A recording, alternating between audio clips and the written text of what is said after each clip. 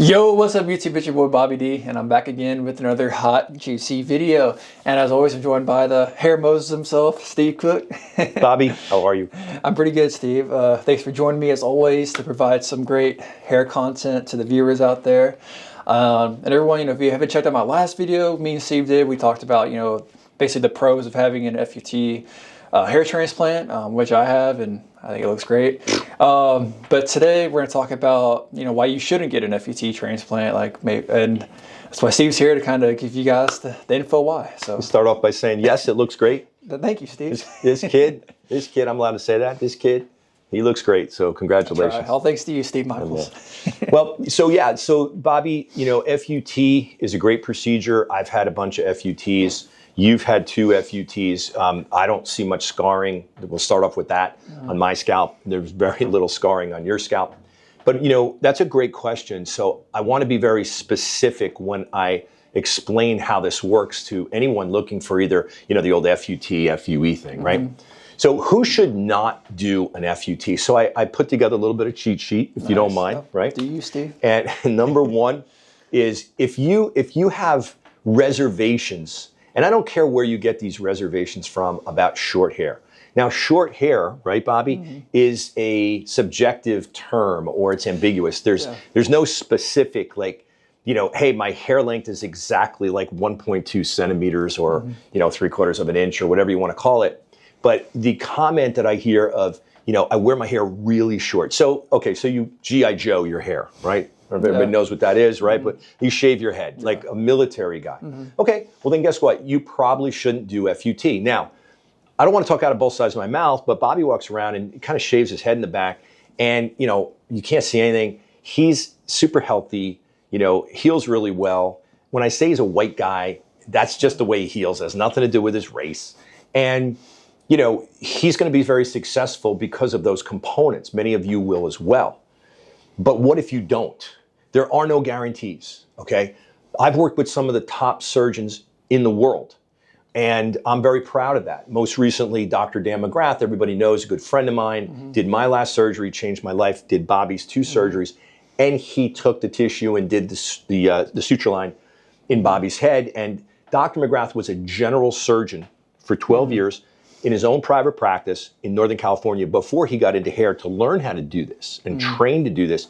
But think about it, in his residency as well, general surgery, which is doing surgery. Yep. So knows how to close a wound, right? Okay, doesn't mean that Dr. Jones up in Alabama can't do a great surgical close as well, but I'll put my money on a doctor like Dr. McGrath. However, how do you know that you're gonna heal exactly like Bobby? How do I know that you're going to heal exactly like Bobby? How do you know that you're going to heal exactly like me? So there's no guarantees with any surgery. You're going to see on that paperwork, if you slow down to read it, that results are going to vary. So if you have a fear, if you have any concerns that you are not going to be able to wear your hair short, you're not an FUT guy. Now keep in mind, what we didn't say in the beginning of this video was that you're only an FUT candidate. We can do another video on that. Yeah. Let's assume you could do either procedure, okay? Like you, okay? All right. Number 2, you've seen ridiculous scare tactics used on the internet, and it's freaked you out so much that you just can't bring yourself to having an FUT. Well, guess what? They won. Mission accomplished. Yeah. And as you know, watching these videos, Bobby, on your channel for a long time now, I have no bone to pick with anybody. I have not a problem with anybody out there. I don't know what they do, how they do it, I can only be honest. I can only be upfront and, give you my best shot, meaning give you the facts I've built over all these years.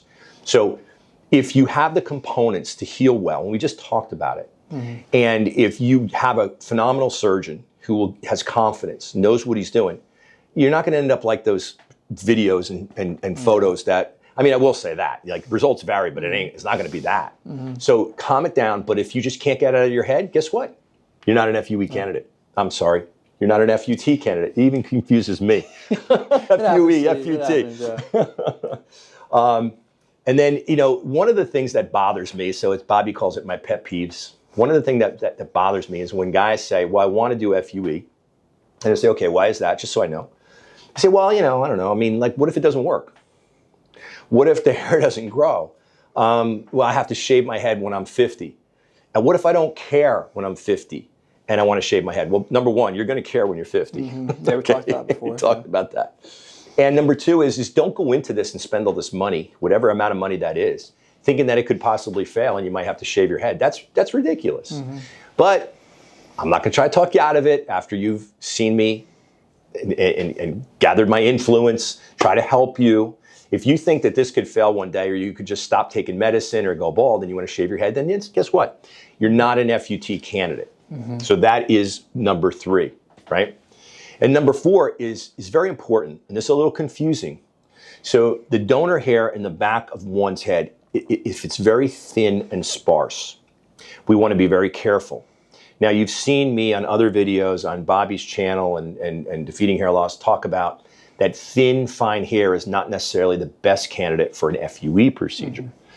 But what if you have such thin, fine hair and you're not responding to the medicine and you continue to thin and we take a strip out of the back and you can see the scar through the hair? That's dangerous. Not good, yeah. That's not good, right? We don't want to put you at risk. Now that's a big issue because then, well, we can only do FUE, but then how do we, kind of make sure the hair is going to survive if you have really thin, fine hair? We have to be very careful with that. So maybe we start small, maybe we just do a small area, but I would frown on doing an FUT procedure if you have very thin, fine hair that may be see-through. For the most part, thin, fine hair, but a lot of it, like dense, FUT is phenomenal. It's a great procedure for those guys and girls, but not if it's so sparse that you can see the scalp. And most of the time, I'd say in the high 90%, getting on the medication, the combination of the minoxidil and the finasteride will thicken that hair enough so you'll never have to worry about it. And then the next comment is, well, what if I go off the medication? So I'm sure that's another video. Made videos before, Is that good? Yeah, it's what do you good think? for me, Steve. I love it. Yeah. Okay. Yeah. So good luck. And that's what I think FUT, those that shouldn't do FUT. Yeah, appreciate it, Steve, as always. And everyone, if you don't already know, Steve has his own channel, Defeating Hair Loss, where I'm on there all the time. You are. Steve's always dropping knowledge. My model. I try. Appreciate it, Steve. Keep me on. And as always, be sure to like and subscribe to my channel. I really appreciate it, and we'll see you next time.